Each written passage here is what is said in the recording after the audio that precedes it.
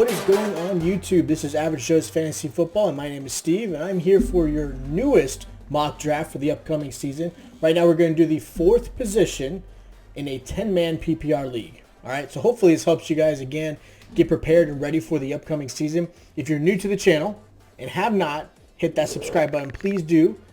If you like this content, make sure you hit the like button as well. And of course, if you have any questions that with this upcoming season, whether it be unsure of who to draft, maybe there are injuries, you're not really sure who to play, all those type of things that are going to happen during this season, please make sure you follow us on our socials, whether it be Twitter, Instagram, or of course, always hit us in the comments down below. We can always help you guys out.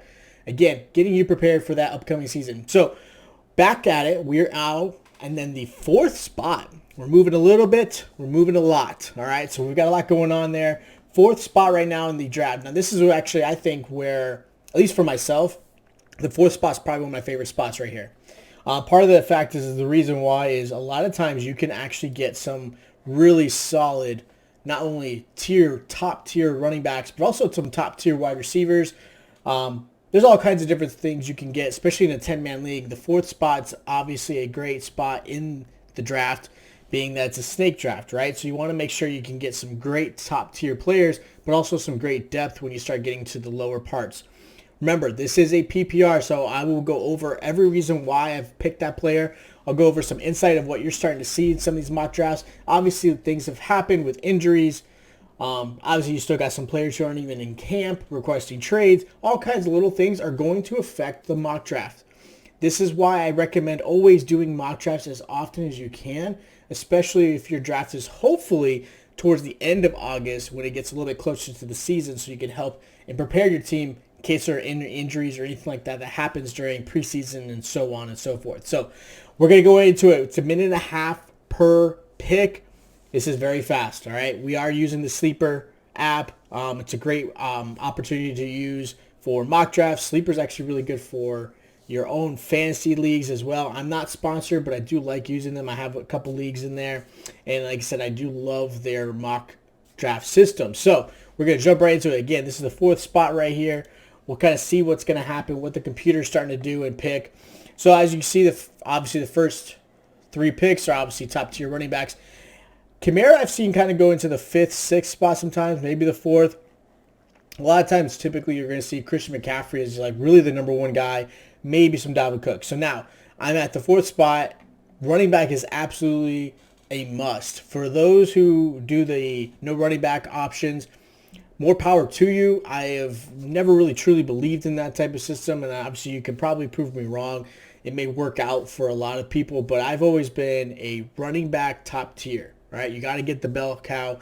And so for me, in the fourth spot, I'm going Derrick Henry, okay? Part of that is he is the bell cow. That offense is going to open up a lot, especially with the addition of Julio Jones.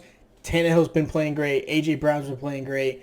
That only helps him a lot, so I'm taking him at the fourth spot. So as you can see, between the top 10, only one wide receiver went, which was Tyreek. With that, actually, I'm kind of surprised seeing Elliott drop this far in the first round. So that's a little shocking. Then obviously with the swing, you're going to start seeing some of the top tier wide receivers. Mahomes is a little early, I believe, but hey, some folks really absolutely love the idea of having Mahomes as early as possible. Now, when you start looking again, you can either go top tier wide receivers, so you got some options, A.J. Brown, Justin Jefferson, Ridley, things like that. And you could probably get a lot of these guys on the swing. So that's actually where I'm going to go back to running backs. When you look at running backs, you got Eckler, Mixon, Harris, Dobbins.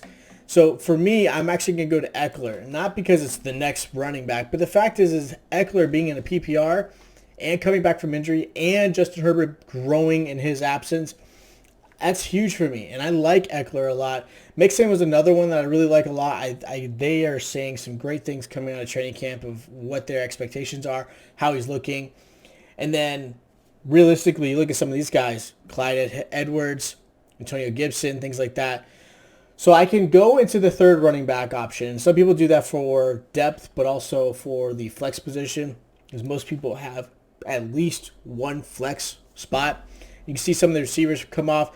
I'm going to have to, and again, this is where I think about it. You got to have a strong overall team. You can't just have one position be top tier and then your other positions like wide receiver, tight end, struggle, right? So that's going to be a little bit of a challenge. Now, I can go top tier tight end, which is an option, and that is also a very strong wide receiver slash tight end position, or I can go wide receiver. Now, I'm actually going to end up going wide receiver, not tight end, because you can get a really good tight end typically later on. Now, if I'm lucky and Waller or Kittle start to swing this way, then obviously I'll grab them. But I'm actually going to go wide receiver, and I'm actually going to go after Keenan Allen.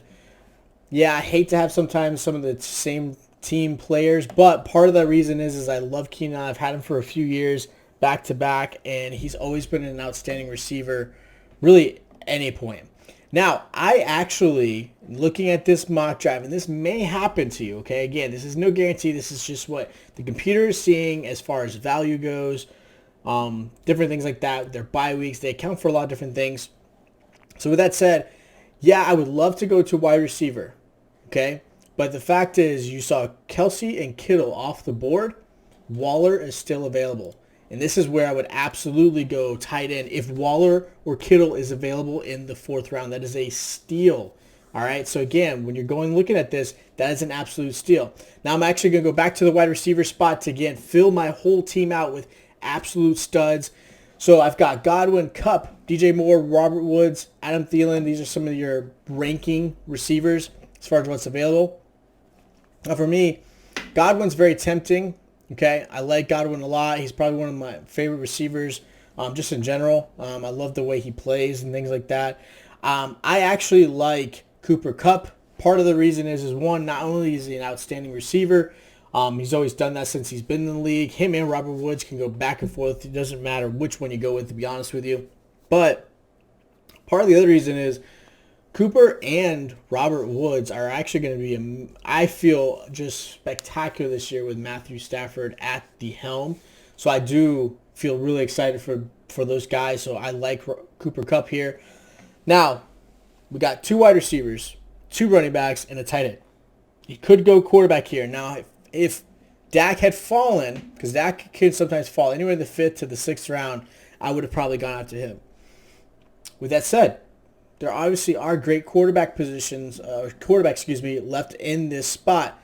I'm not going quarterback. This is where I want to get some depth, some flex positions. So I can either look at the running back positions that are still available or look at wide receiver. Now, for me, running back, some of these receivers are kind of a reach. I'll be honest with you. This is a reach. So this is where I'm going to go look back at wide receiver. Now, Jamar Chase as the rookie, a lot of upside. A lot of people are excited for him. There's a lot going on in Cincinnati, so I'm not 100% sold on that. I'm actually going to end up going to Tyler Lockett, as weird as that is. Tyler Lockett being sometimes very inconsistent, but as a flex option, again, not the starting wide receiver, as a flex option, I like it a lot just because of the fact that he can blow up and he does have that big game ability, so don't be too afraid of Tyler Lockett at all. The fact that he can actually really, again, just absolutely be a stud. Now for here, this is where I'm actually going to go into Javonte Williams. Now part of that is obviously there's probably going to be a big, I guess you would say for the start of the season, ball care sharing with obviously Melvin Gordon. But looking at the camp, listening to the coaches, where they drafted Williams, he is going to be the running back who's going to take over Melvin Gordon's spot. They love him. They love the way he plays. So I'm actually, it's a little bit of a risk, but it might be a reward come mid-season, so even possibly the end of the season towards playoff time. So I like him here. Again, it's a little bit of a reach, being that I would like to a little bit more of a solid running back to kind of come behind Derrick Henry and Austin Eckler, but I don't mind the risk at all of going after him. Again, we want to continue with the depth side. Again, we've got some great tight end already. Always try to fill wide receiver, running backs. Not only for bye weeks, but injuries, anything like that could possibly happen to your team. So you're looking at all this, and you got some of the wide receivers that are still available. So you got Deebo Samuel, Jerry Jeudy, Chase Claypool, Robbie Anderson. Some great options here. And I can also look at quarterback. I'm not, 100% sold on these guys. So when I look back at this, I'm actually in between Chase Claypool and I like Jerry Jeudy. I'm actually going to Jerry Jeudy route. All right, so Jerry Jeudy with Sutton back in the lineup. Obviously, again, this is a make or break year for Locke, make or break year for Bridgewater, depending on what's going to end up happening. So I actually have a little bit of a reservation with Judy. But if you saw what Judy did last year, based off of what, with, I guess you would say, Locke's play and things like that, I'm not too worried. And with Sutton being open and helping out with the defense kind of moving around, I like Jerry Judy a lot here. So I might look at this and I'm like, okay, well, you look at quarterbacks, you're seeing some wide receivers, you see running backs going off the board. Again, running backs here, I can probably get some good running backs towards the bottom. You start looking at Damien Harris is a great option. You're looking at maybe even Michael Carter. So there's some great options here as far as running backs. So I'm not quite reaching there. So I'm actually going to go with quarterback. This is not a bad area in the 9th round to 12th round is where I kind of go back and forth. So I'm looking at quarterback and I'm looking at, okay, what are some great options? Joe Burrow, amazing season. Tom Brady, obviously, is the GOAT. You can't go wrong with him. But I'm actually going to end up going Ryan Tannehill. The fact that, look, Tannehill was amazing last year in fantasy and in real life. Okay? Now you just added Julio Jones to A.J. Brown. That just opens up everything for him. Okay? I like Tannehill a lot. I think he's got some great mobility that most people don't talk about. He's got a good arm. He's really well set into this offense. He knows it very well. I like it a lot, and this team is looking obviously to become one of the top 5, offensive, teams. So I like Tannehill a lot in that spot. I'm not afraid to do that. Now you see a lot of the running backs starting to go, right? You see Carter and Sermon. So it's a little bit of a, kind of disappointing. I was hoping I can get Carter kind of falling down. You can't win them all, right? You got to think about those things. You go, okay, you don't want to draft too high just because you want somebody. You don't want to ever overreach. You want to get them right where they should be when you're doing these mock drafts or even in your drafts in real life. So as much as I liked Carter, who was the one I was actually going to go after, I just didn't want to quite go here. And I could have possibly gone here because you didn't see any quarterbacks go. And sometimes you do that, right? You never know what others are going to do if they've already picked quarterbacks, which everybody's picked a quarterback. I wanted to make sure because some of these guys like to go double. So for me, I actually am going to go back into the depth side. I'm actually going to go Damien Harris. Damien Harris has been just highly touted this offseason with New England. So again, he's another great depth for me as far as running back. It's not a starter, but he could be. This is how Belichick works. Belichick loves running backs, but he loves sharing the workload. I'm not afraid of necessarily grabbing him just in case. And like I said, as you can see, some quarterbacks did go off right after that. So at wide receiver, I've got, 4 wide receivers, and most leagues end up at 5. One of the players that I've seen and kind of been keeping an eye on has actually been Bateman for Baltimore, being the fact that he is going to be the number 2 guy opposite of Marquise Brown. And, Lamar Jackson looks really good still throwing the ball. He still has some work, but he looks really good. You know what? I might go there. But let's look at depth. Again, I want to look at depth. So look at tight ends that are available. You've got Robert Tonyan, Irv Smith, Logan Thomas, Higbee, Henry, Ingram. I actually like Irv Smith a lot. I loved him last season, even though he was sharing, obviously, a lot of snaps with, Kyle Rudolph. But when Kyle Rudolph wasn't in there, Irv Smith looked really good. I expect a lot of him. Again, this is my backup tight end to Waller. I'm not overly concerned if he's not putting up any points because he's someone who's going to fill in when maybe is a really bad matchup, which, let's be honest, Waller's matchup proof, or bye weeks, right? We always want to consider bye weeks, so I don't mind sitting with a tight end on the back end. So this is where you get, again, another strong depth right here. You got Antonio Brown, Gallup, Eli Moore, Darnell Mooney, who I actually love right now. If you haven't paid attention to the trade with Anthony Miller, so Mooney kind of opens up a lot of that, and you got Devontae Parker, Henry Ruggs, so on and so forth. So your safest bet with great floor is going to be Devontae Parker. The uncertainty is what's going to happen with him and Tua, because him and Tua didn't really have amazing rapport last season, and that's okay. It happens, but there might be some growth. Who knows? I mean, I've always loved Devontae Parker. I traded for him last year, and he just kind of disappointed me, unfortunately. So I'm not crazy about it. But where I'm actually going to go is Darnell Mooney, because, again, with the news of Anthony Miller being traded away, that opens up Mooney a lot. And he's obviously one of those Swiss guys who just can be open and played in any role for your team. So I'm all for it. I'm all for it. Okay. All right. So we filled wide receivers. We got 5 wide receivers. We still only have 4 running backs. So it's kind of worth the back. Well, let's see what kind of running backs I can go. You've got Tony Pollard, who absolutely is great as a backup to Zeke, and even realistically a starter. McKissick is another great PPR option. He did really well last year when Geis was hurt. So I do like him a lot. And then obviously you look at Tariq Cohen.